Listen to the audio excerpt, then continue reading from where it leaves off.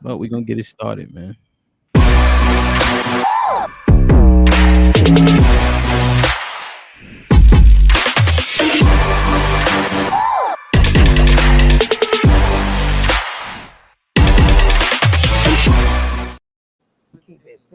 Well, it's because we live in the who gonna check me society.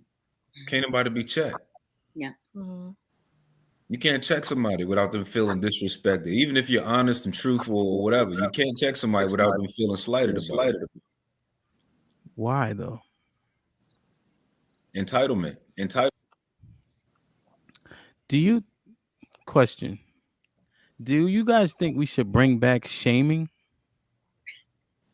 Yes. In what capacity? Yeah, explain. Oh, having babies out of wedlock, shame.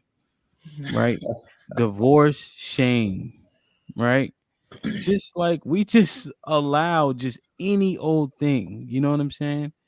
Like, and stop championing some of these things that people should really be shamed for, right?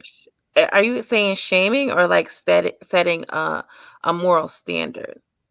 Well, it would kind of go coincide, right? Because if people felt shame, right, your people felt embarrassed when you did these things that weren't accepted when we were better off. Would people continue to do them? Hmm. Like if you brought shame to your family if you did certain things. Now it's fine, right? You have a baby out of wedlock, right? Or you become a single mother, you get a whole bunch of amenities potentially, right? In many cases, we even got Planned Parenthoods Like every what? single. What kind of amenities? Because I'm a single mom here, No, okay, and yeah. I So had my son out of wedlock. your anecdote, right? So you're doing well, right? You're thriving, but a lot of single mothers aren't, especially in our culture. So you're an outlier, right? So you would be who they would aspire to be, who's doing well regardless of kind of some of these obstacles. Mm. You feel me? So we can't use you. So Put him in the fucking bed. you know what I mean? So I don't think we but can walk it back to that mindset. I don't Right. think we can. mhm. I think you backtrack on being progressive by doing that, because being progressive also comes with everybody having the entitlement and being enabled to the point where you can't say anything bad about me because it'll make me feel this kind of way. So are you saying it would be adverse to progression? Yes. Alex, is that bad? I think so. For the example that you used, I feel like when we talk about the shame, specifically when it comes to like mothering and kids out of wedlock, we never talk about the men because y'all get the woman pregnant. Y'all have multiple mothers. There's never any conversation or shame for that. It's always coming at the woman. So I think a lot of times the shame is one-sided, and I feel like a lot of times people are minding business that's not their own, right? So instead of worrying about me and maybe my situation and how my kids came into this world, why don't you worry about you and yours? And I don't think there's enough of that. I don't think that people are minding their own business and they're making Well, other people do their own. question. So the fact that we can't judge anymore, right? And you can't check anybody, isn't that the problem that we aren't holding each other accountable? No, I don't think, let me say this. I feel like don't shame anyone if your stuff isn't together. Don't Okay, come to yeah. me if it is not together. So That's you what gotta be Jesus said. perfect to Mhm. not shame somebody. To shame somebody, you gotta be perfect. I'm not saying that. I'm not saying that. But when you take it to the level to where you choose to mind my business and me and mine, and I'm all about accountability, but let's also worry about what you're doing.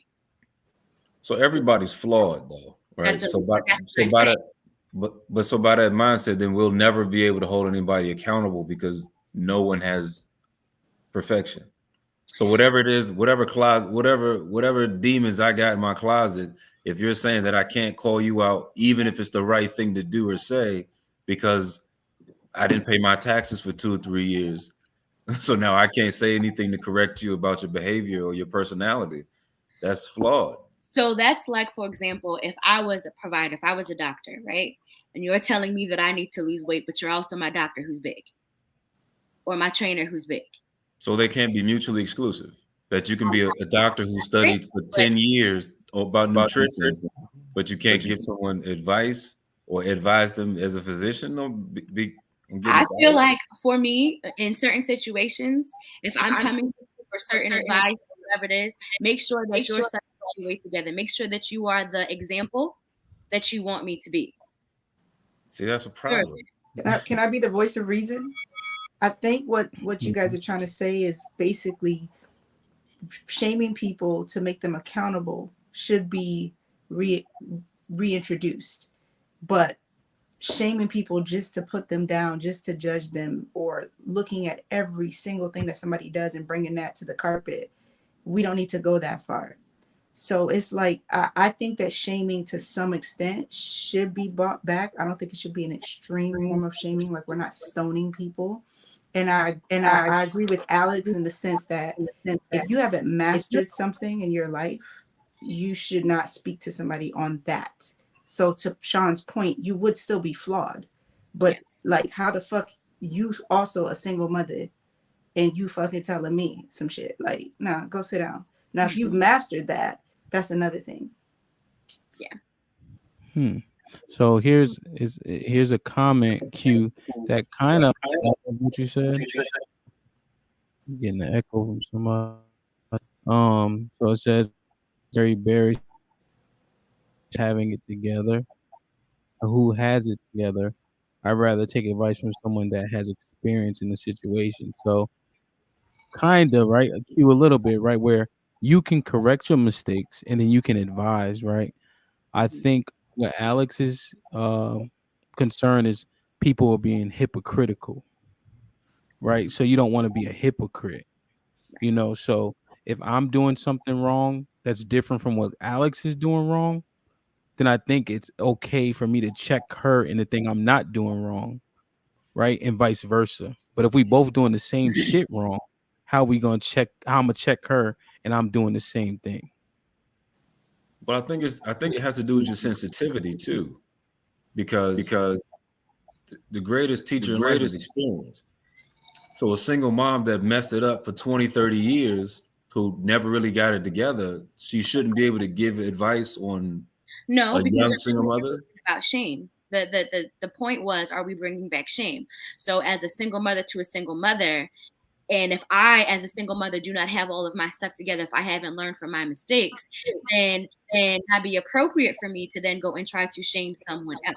Now, if it was a situation where I got myself together and my experiencing, and I'm telling you this so that you do not have to go through it, that's a different conversation. But we were speaking about shame. So who am I to go ahead and say to you, oh, girl, you stupid for doing this, you shouldn't do that, da da da da. But I also don't have my stuff together. And I'm not trying to be better. So that's when I think about the shame piece. There's always learning from your mistakes, but we're speaking about shame. Right, but the line between shame and criticism is a gray, blurred line. Is because it depends on who it's coming from, and that's to your point earlier. You were saying if you got flaws, you can't tell me what to do. That's because that's how you perceive that person. No, because that's, for example, like bringing it back to being the doctor. Well, you said like the doctor. Let's go to the doctor example, right? Like an overweight doctor is not in a space to instruct you on what to it's not do. what you say, it's how you say it. So as the provider, it's one thing to be like, okay, you need to lose weight, you are overweight, yada yada, versus like, something, I understand, this is it's not what you say, it's how you choose to say it. And as the provider, their role is, let me take the provider off the book. Let me say maybe a personal, right? Let's say a personal trainer. You want me to do all of these things and you're shaming me because, well, why can't you do this many sit-ups, or why can't you do this many push-ups? And I'm like, well, can you do them? Instead of encouraging me to do it. I know you can't do it right now, but eventually you're going to get there. I'm also working on it myself. I'm trying to be better, so let's go ahead and let's get in this together. There's a difference between the approach. So are you shaming me or are you encouraging me to be better? While also acknowledging your flaws. Yeah. So shame is what, right? Shame isn't nice, right? You should be embarrassed, right? Because you're embarrassing your family. Um, you're not doing right by the precedents that are set. So, and I just didn't name it, right? Not marrying your woman, right, would be considered shameful. Shacking up with a woman, moving in with a woman would be shameful for a man, right? But we know, right? The Jecks at home, right? How many niggas live with a woman, right? But as a man to be a provider, that would be shameful. You know what I'm saying? Just as an example. So yeah, I just named the ones for everybody, and we reset standards to where it would be embarrassing to do such thing. And shame does not feel good, right?